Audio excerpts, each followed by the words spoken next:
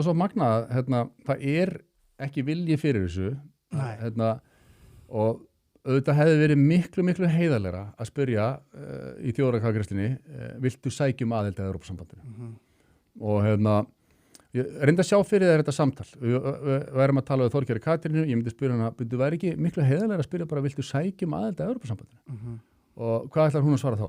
Nei, við erum ekki að sækjum aðild við erum bara í viðræðum það ekki satt leið og við segjum já þá verður sett inn bréf þar sem við erum að sækja aðild og þá fer í gang samningar þá fer í gang ákveðin prósess sem miðar að því að aðlaga Íslanda að Já, þú menna það og það bara þannig og auðvitað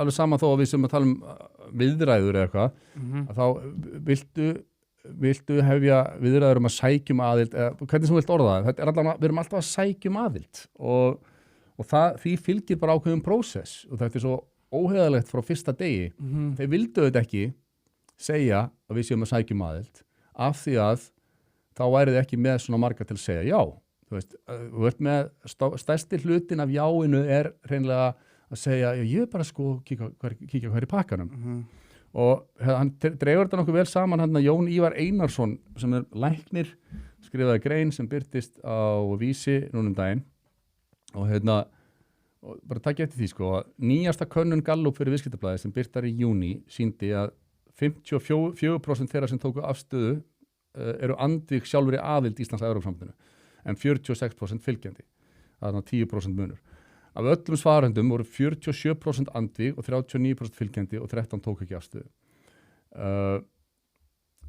sama mynd birtist á Alþingi þeir flokkar sem hafa aðild á ESB á stefnuskráni sinni, Samfylkingin og Viðreisn, það hafa saman 26 þingmenn af 63. Já. Aðeins 26 af 63 þingmennum tilheyra því flokkum sem gengur til kosninga með aðild að ESB á stefnuskrá. Þeir voru reyndar ekki með á stefnuskrá fyrir kosningarnar, en þetta eru flokkar sem sögulega eru hlynntir aðild. Ekki liggur fyrir skýrt þingræðislegt umboð til að stefna aðild.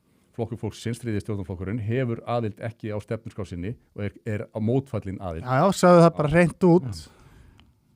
Afstaða stórra hagsmunasamtaka gefur sömu vísbendingu. Það sem meiri hluti félagsmannasamtaka atvinnulífsins hefur lýst sig andvígan gegn aðild.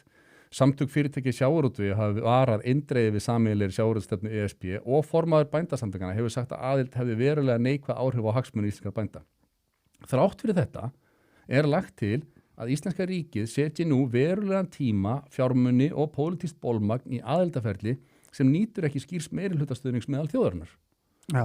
Þetta náttúrulega fáránlegt. Þetta besta lagi 55% þjóðarinnar, held ég. Besta lagi væri, þú veist. Nei, sem eru hlynntir aðild. Já. Nei, ekki 55, 45%. Já, en ég að segja, skilurðu, ef hver einasti manneski á Íslandi myndi kjósa, þá það svona bara þvílegt by far besta sem þið getur fengið væri svona minimum stuðningur, skilur við. En sko 90% af fólkinu sem mynd kjósa, ég vil kíkja í pakkan, er ekkert að fara að kíkja í pakkan. Nei. Það að fara að láta aðra kíkja í pakkan fyrir sig og taka afstöðu eftir hvað það fólk segir. Algjörlega. Veist hvað ég meina? Alveg eins og það hefur ekki nefnt að skoða hvað Evrópusambandið hingað til, þá ekkert að fara að gera það eftir 2009. Nei, þú getur nefnilega að skoða nákvæmlega hvað ef þú myndir spyrja þetta fólk, ok, hérna komið samningur, við erum bara, það ekki fá neinar undan, þá enga sérlausnir, þetta bara aðlögunartími. Og Þorgerður Katrín og Kristján segja, þetta bara frábært, þá þeir bara, þetta frábært samningur. Þess vegna ég að segja, að svona þjóðaratkvæðagreiðsla verður að vera heiðarleg og heiðarlegri nálgun hefði verið, viltu sækja aðild að Evrópusambandið? Algjörlega. Og í því væri ekkert verið að segja viltu gangi í Evrópusambandið, heldur bara viltu sækja aðild og með því fylgir ákveðið ferli. En aðildarviðræður, eins og hann Jón Ívar segir myndu kalla á margra ára vinnu ráðuneyta, alþingis, eftirlitsstofnana og atvinnulífs. Sú vinna ekki unnin í tómarúmi. Hún tækir tíma frá öðrum verkefnum, þar að segja hagsmunagæslu innan EES, tvíhliða samskiptum, uppbyggingu útflutningsmarkaða og þróun sjálfstæðrar viðskiptastefnu ásamt því að draga athygli frá brýnum verkefnum heima fyrir. Ísland hefur nú þegar fríverslunarsamningu í Kína og aðilega mikilvægum viðskipta og samstarfssamningi EFTA-ríkjanna við Indland. Við aðild að ESB þyrfti Ísland að yfirgefa sjálfstæða viðskiptasamninga sína og taka upp sameiginlega viðskiptastefnu sambandsins. Við það eitt að viðræður hæfust fjallu þessi samningar ekki úr gildi og Ísland héldi formlega rétti sínum til sjálfstæðra samninga þar til að aðild kæmi. Stjórnsýslulegu fórnarkostnaður væri enga síður raunverulegur. Takmarkaður mannafli utanríkisþjónustunnar beindist í auknum mæli að Brussel á sama tíma og fyrirsjáanlegt væri að fulla aðild hirfu sjálfstæðir viðskiptasamningar Íslands inn í sameiginlega viðskiptastefnu ESB. Þetta er raunverulegur fórnarkostnaður sem verður að meta áður en lagt af stað. Svo fer hann aðeins út í þungt regluverk Evrópu varandi lækninga, af því að hann í lækningabransanum og hann stofnaði fyrirtæki og hefur verið að þróa einhver tæki og tóls og það er allt of hægt og menn vilja helst ekki stofna nýsköpuna fyrirtæki í Evrópusambandinu og gera það þá frekar í Bandaríkjunum. Já. Og Ég meina, ef þú værir að, þú veist, ef þú myndir taka bara pólitík aside og hver stjórnar landinu akkurat núna og eitthvað svona, ef þú myndir bara skoða hvað markaður myndi vera bestur fyrir okkur að vera með geggjaðan samning við, þá er það Bandaríkin og Kína. Skilur, það veist, bara miklu ofar en Evrópusambandið, sko. En við erum með góðan samningu á Evrópusambandið. Já, og fyrir utan það. Við erum bara að fá það allra besta með aðgangi að þessum innri markaði og allt meira er bara fórnir sem við færum. Já. Hann segir í lok greinarinnar, Ísland er nú þegar hluti af innri markaði Evrópu í gegnum EES-samningin og þáttakandi í Schengen. Við eigum náið samstarf við Evrópuríkin en höldum sjálfstæði í sjávarútvegi, landbúnaði, gjaldmiðlamálum og gerð viðskiptasamninga. Evrópusamvinna og ESB aðild eru því ekki það sama. Valið stendur ekki á milli einangrunar og Evrópu. Það stendur á milli tveggja ólíkara leiða til samstarfs við Evrópu. Já. Við erum nú þegar að nýta betri leiðina til samstarfs við Evrópu. Aðildarsinnar eiga fullan rétt á að halda fram kostum ESB, en þá verður líka að vera skýrt að aðildarviðræður eru kostnaðarsamt umbreytingaferli, ekki hlutlaus skoðunarferð. Loka markmið þeirra er að Ísland taki upp sameiginlega sjávarútvegs, landbúnaðar og viðskiptastefnu Evrópusambandsins og skuldbundi sig að meginreglu til að taka upp evruna þegar skilyrði þess eru uppfyllt, nema varanlega undan þá að fengist. Síðasta inngönguríkið í ESB, Króatía, fekk fyrst og fremst tímabundnar aðlaganir en ekki varanlegar undan þá frá sameiginlegum stefnum og litlar líkur eru á slíku nú. Rétt er að taka alvarlega 2 sterkustu rök aðildarsinna. Þau eru óvissa í alþjóðamálum og hærri vextir og verðbólga er hér meiri heldur en í nágrannalöndum.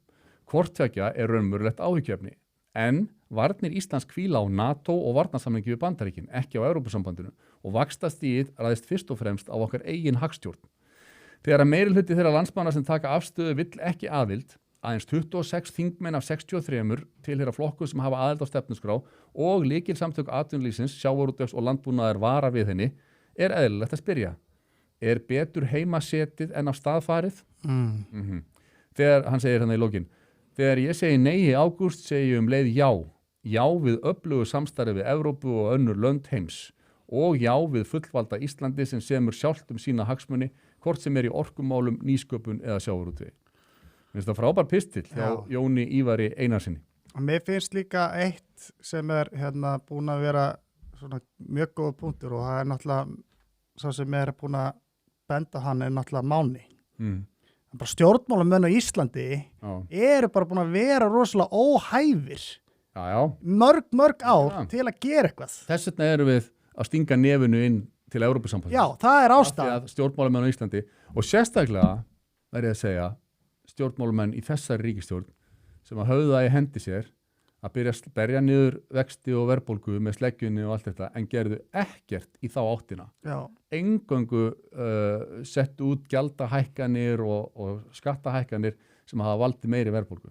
Kæru vinir, takk fyrir að horfa á stutt brot úr Harmageddon. Við minnum á að það kostar ekkert að brosa og það kostar heldur ekkert að subscribe hérna á YouTube-brásun okkar.